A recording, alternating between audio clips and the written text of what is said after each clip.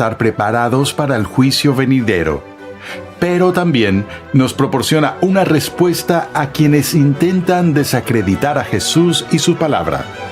Por eso la lección de hoy del Dr. Sproul se centra en solo 2 palabras que se encuentran en Marcos capítulo 13, versículo 30. Acompáñame al salón de clases a escuchar al Dr. R.C. Sproul mientras examina una de las predicciones de Cristo que se ha interpretado de distintas maneras. En nuestro estudio de la crisis de la escatología en nuestros días hemos puesto gran énfasis en las críticas que se han hecho en contra de la Biblia y en contra de la credibilidad de Jesús con respecto a las profecías incumplidas que Jesús, así como los apóstoles, hicieron con respecto a la venida de Cristo. Los críticos han argumentado que la venida de Jesús que fue predicha no ocurrió dentro del marco de tiempo que el Nuevo Testamento da para el cumplimiento de ese evento. Como hemos visto hasta ahora en nuestros estudios, la frase crítica en el discurso del Monte de los Olivos es la referencia a esta generación. Noten que no pasará esta generación, voy a usar la palabra pasará, hasta que todo esto suceda. Una comprensión prima facie ordinaria de este texto, como la que hizo Bertrand Russell en su crítica del cristianismo, y al igual que lo hizo la alta crítica de la erudición bíblica, dice que esta generación debe referirse literalmente a ese grupo de personas que fueron contemporáneos de Jesús, y una generación dura aproximadamente 40 años, y que pasar se refiere a su desaparición, es decir, este grupo de personas no morirá o pasará hasta que todo en esta profecía suceda. Todo esto se llegó a considerar como incluyéndolo todo. Ahora, también vemos que todo el problema se ve exacerbado por nuestro conocimiento, como he mencionado, de que lo que precipitó todo el discurso de la predicción de Jesús de la destrucción del templo en Jerusalén y la destrucción de la ciudad de Jerusalén efectivamente ocurrió dentro del marco de tiempo de 40 años, cuando estos eventos se desarrollaron en el año 70 después de Cristo. Así que creo que de nuevo vemos y sentimos el peso del problema. Elaboro este punto por estas razones. No estoy convencido de que los cristianos evangélicos realmente sientan el peso de este problema. Y eso es parte del problema de ignorar la alta crítica y tan solo predicarles a los creyentes y hablar entre nosotros sin escuchar realmente esta crítica que se plantea, pero tenemos que dar una respuesta a estas críticas que han devastado la Escritura y la persona de Cristo. Entonces creo que es nuestra obligación como cristianos que creen en la deidad de Cristo y en la inspiración de las Escrituras, sentir el peso de esta carga y abordarla en la medida en que nos topemos con ella. Ahora, hay muchos estudiosos que sienten que la compuerta de escape de toda esta dificultad se encuentra en el versículo 32 de Marcos 13. Inmediatamente después de la referencia del marco de tiempo que Jesús da de nuevo en el versículo 30, él dice: en verdad, ciertamente les digo que no pasará esta generación hasta que todo esto suceda. De nuevo, permítanme recordarles que la declaración que Jesús hace aquí se hace en términos enfáticos. No puedo concebir que Jesús sea más enfático sobre el marco de tiempo de lo que es aquí cuando dice: en verdad les digo que no pasará esta generación hasta que todo esto suceda. Luego continúa amplificando esto diciendo: el cielo y la tierra pasarán, pero mis palabras no pasarán. Así que Jesús está haciendo depender gran parte de su propia credibilidad en lo que está diciendo aquí. Estas son mis palabras y mis palabras durarán más que los cielos y la tierra. Entonces, luego escuchamos la compuerta de escape en el versículo 32. Pero de aquel día o de aquella hora nadie sabe, ni siquiera los ángeles en el cielo, ni el Hijo, sino solo el Padre. Ahora, este versículo 32 es uno de los versículos más controversiales de todo el Evangelio de Marcos, porque, entre otros aspectos, es un versículo en el que Jesús pone un límite a su propio conocimiento cuando dice que el día y la hora no lo sabe nadie, ni siquiera los ángeles, ni siquiera el Hijo, solo el Padre. Eso ha provocado todo tipo de debates cristológicos, donde obviamente Jesús se refiere aquí a su naturaleza humana, y su naturaleza humana no es omnisciente. Sería herético afirmar que la naturaleza humana de Cristo lo sabía todo. La naturaleza divina sí, por supuesto, pero la naturaleza humana solo sabe lo que un humano normal podría saber, o un humano que está informado por lo divino. Y hay momentos en que hay conocimiento comunicado de la naturaleza divina a la naturaleza humana. No los estamos separando, sino que los estamos distinguiendo, pero no quiero dejarme llevar por eso. Ese es un asunto cristológico.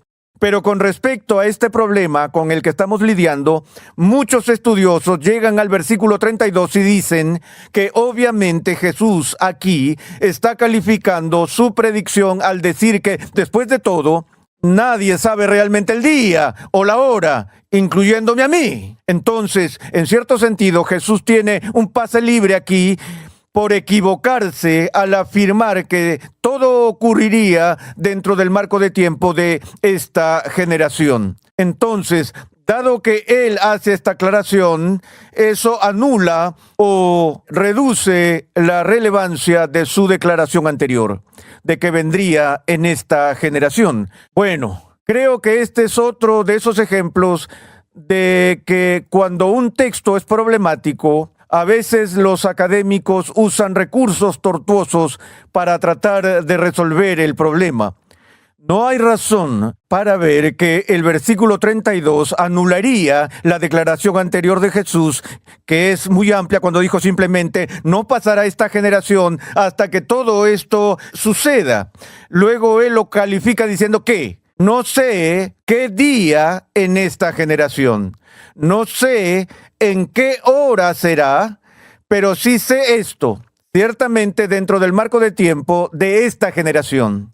Pero en algún momento dentro de esta generación, antes de que esta pase, todo esto sucederá, pero no me preguntes el día ni la hora. Eso parecería ser una comprensión mucho más sobria de lo que Jesús está diciendo, y no queremos que nuestro Señor diga algo y lo retire, por así decirlo, para afirmar lo que va a suceder dentro de un periodo de tiempo con su mano izquierda y en menos de 5 minutos después decir que no va a suceder en ese periodo de tiempo. Una vez él hace una declaración tan enfática como esa, de que ocurrirá ciertamente con toda seguridad dentro del marco de tiempo de una generación, tenemos que vivir con eso. Tenemos que decir, ok, ¿qué quiso decir con generación? ¿Qué quiere decir con que no pasará esta generación? Una vez más, los críticos, incluidos Bertrand Russell, entienden que la frase "esta generación" se refiere a un grupo de personas que fueron contemporáneos de Jesús, aquellas personas que estaban vivas en ese momento,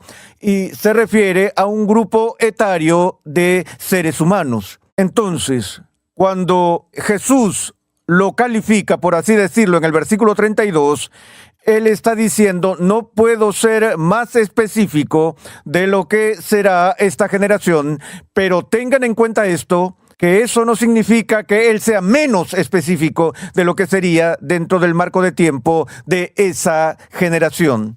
Ahora, de nuevo, este asunto de pasar, estamos asumiendo que se refiere a la muerte de aquellos que están vivos. Eso es consistente con la otra referencia de tiempo que Bertrand Russell usó para refutar el Nuevo Testamento y refutar a Jesús, cuando Jesús dijo: algunos de los que están aquí no probarán la muerte hasta que vean al Hijo del Hombre venir en su reino y demás. Allí el pasar se convierte en probar la muerte. Hay una consistencia aquí. Estamos hablando de que algunas personas van a sobrevivir el tiempo suficiente para haber cumplido ciertos eventos que Jesús predijo. ¿A qué otra cosa podría referirse cuando dice que no probarán la muerte? Una vez más, es tratando de lidiar con ese problema que encontramos en Mateo 16, que ciertos estudiosos nos dicen que eso se cumplió, ya sea en la transfiguración o en la resurrección, porque en la transfiguración la gente vio a Jesús manifestado en gloria. Porque en el monte de la transfiguración la naturaleza divina se reveló y los discípulos Pedro, Santiago y Juan tuvieron ese encuentro inspirador allí con el Jesús transfigurado, donde vieron su gloria. Tal vez a lo que Jesús se refería era a la manifestación de su gloria en la transfiguración o a la manifestación de su gloria en la resurrección o ascensión, no a su venida más adelante. Ahora, hay un problema con eso, y es que la transfiguración, según Mateo, ocurrió 6 días después de que Jesús dio esa referencia de marco de tiempo, y la resurrección en un par de semanas y demás. Así que no me parece muy razonable que Jesús diga que algunos de ustedes no van a morir hasta que esto suceda, a menos que él esperara que la mayoría de sus discípulos murieran en la semana siguiente. Lo que él simplemente estaba diciendo es que algunos de ustedes van a sobrevivir el tiempo suficiente para ver que esto suceda. No me parece probable que nuestro Señor diga o hable en términos de sobrevivir a la muerte sobre un evento que ocurrirá en la próxima semana o en las próximas semanas, a menos, por supuesto, que se enfrentaran a una batalla inminente en la que no se esperaba la supervivencia o algo por el estilo, que obviamente no tenemos en este momento. Así que mi punto es que aplicar ese texto de que algunos de ustedes no probarán la muerte a la transfiguración o a estos otros eventos relacionados con ella a corto plazo, creo que era un tiempo demasiado cercano. Creo que Jesús, cuando dice que algunos de ustedes no probarán la muerte, está hablando de un tiempo más largo que una semana o un mes o algo así. Otra manera, de hecho, la forma más común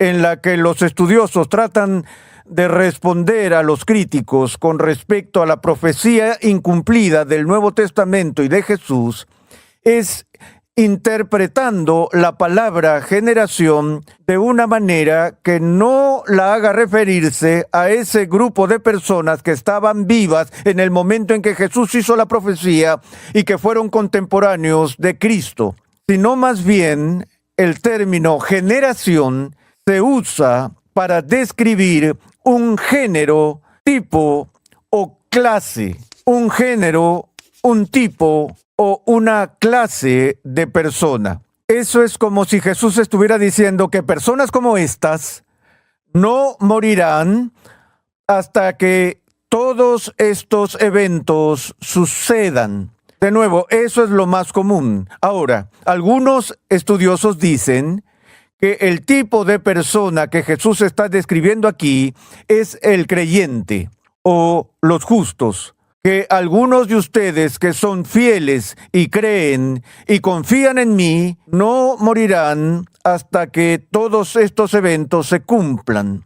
En otras palabras, habrá creyentes aún por aquí el día que regrese al fin del siglo. Esa es una de las interpretaciones. Y por supuesto, esa interpretación saca a todos del apuro porque entonces la generación no se refiere a un periodo de 40 años que restrinja el cumplimiento al primer siglo y permite la posibilidad de que lo que Schweitzer llamó parusía se retrase a través de los siglos, que podemos esperar 2000 años, 3000, 4000 años para que estos eventos sucedan. Pero la interpretación más común de generación, que la considera como un tipo o clase de personas, no se refiere a los justos o a los creyentes, sino a los incrédulos, aquellos que eran impíos, una generación malvada. Y Hermann Ridderbos, de quien ya he hablado, quien nos dio el ya pero todavía no como enfoque de referencia de tiempo para las enseñanzas del reino de Dios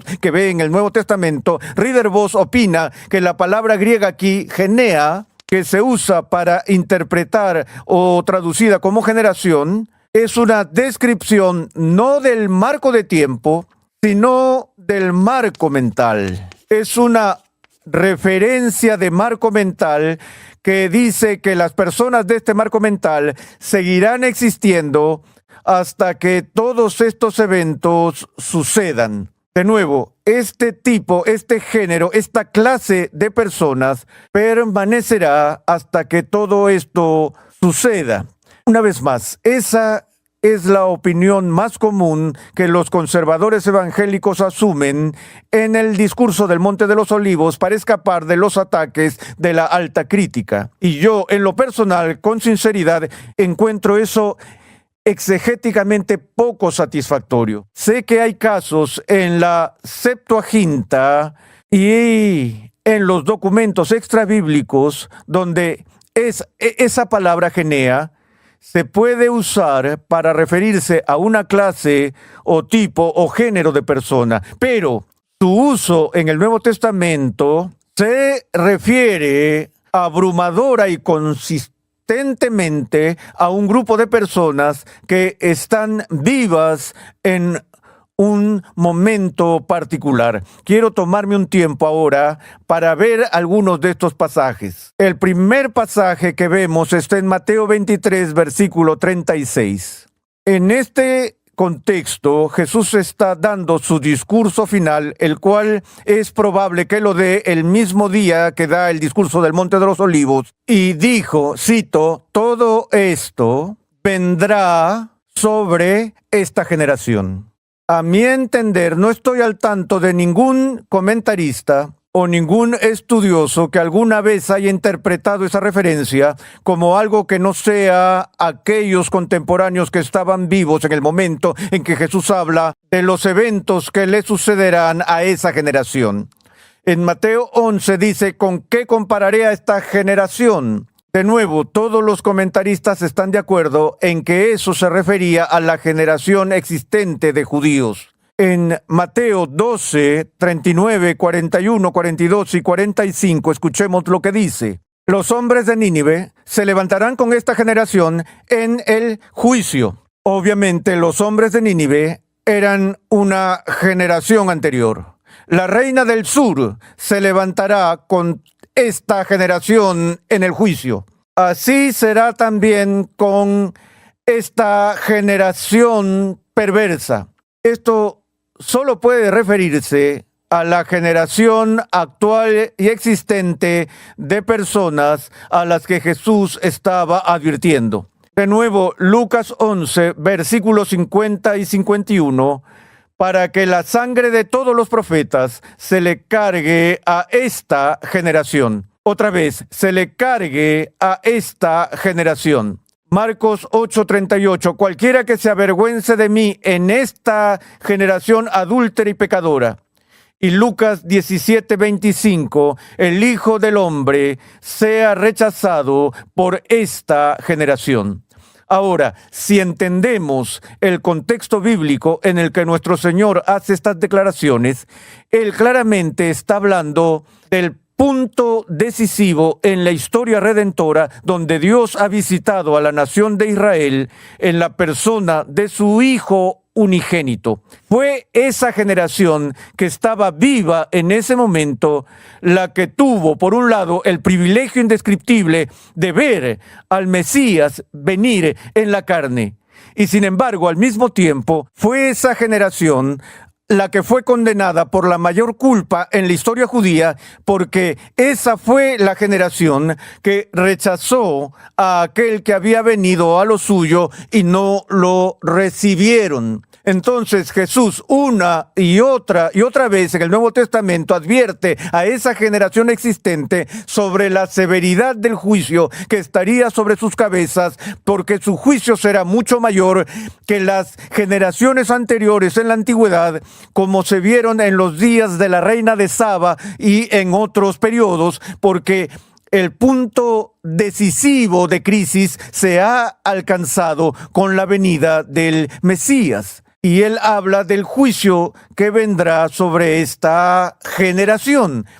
el sentido simple de esas advertencias se refiere al juicio que caería sobre esa última generación final de la Israel apóstata en ese momento. De hecho, aparte del uso de esta palabra generación, que encontramos en el discurso del Monte de los Olivos, hay otras 38 referencias a esta palabra en el Nuevo Testamento, y cada una de ellas se refiere al grupo contemporáneo de personas que estaban vivas entonces. Ahora, es posible lingüísticamente que genea pueda significar clase o tipo, o como sugiere Ridderbos, un marco mental en lugar de un marco de tiempo. Pero lo que estoy diciendo es que la evidencia exegética y lingüística en contra de eso es abrumadora. Y uno tendría que tener una razón convincente para interpretar la frase «no pasará esta generación hasta que todo esto suceda». Debe haber razones imperiosas para interpretar eso por algo que no sea el uso ordinario del término. La pregunta es, ¿tenemos esa razón convincente? Bueno, por supuesto, tenemos una razón convincente según muchas personas evangélicas, y la razón convincente es que el fin del siglo no ha ocurrido. Jesús no ha venido. Entonces, obviamente, si Jesús está diciendo la verdad, entonces tenemos que interpretar Genea de una forma diferente al sentido ordinario en el que se usa en el Nuevo Testamento. Pero, ¿y qué si el fin del siglo ya ha venido? ¿Qué pasa si lo que Jesús está hablando aquí no es el fin de la historia, sino el fin de la era judía? ¿Qué pasa si Jesús no está hablando de su venida final consumada para cumplir toda la profecía sobre la renovación final del cielo y la tierra, sino que está hablando de su venida en juicio sobre Israel, que se manifiesta en la destrucción del templo y la destrucción de Jerusalén? ¿Qué pasa si ese es el punto central de su advertencia en el Monte de los Olivos? Creo que sí. No estoy absolutamente seguro, pero creo que eso es de lo que él está hablando allí, y en nuestra próxima sesión veremos más a fondo las razones de eso.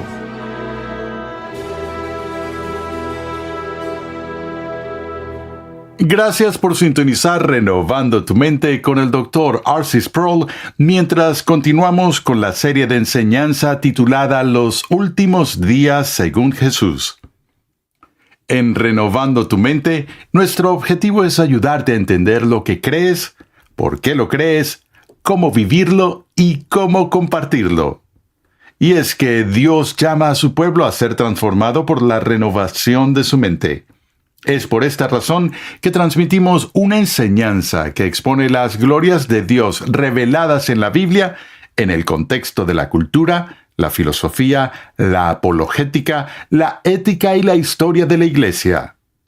Nuestra programación es posible gracias al generoso apoyo en oración y financiero de cristianos alrededor del mundo. Para hacer tu donación, por favor visita nuestra página web renovandotumente.org. Te invitamos a la Biblioteca Ligonier. Nuestros libros se centran en las grandes verdades que han sido confiadas a la Iglesia por los precursores de la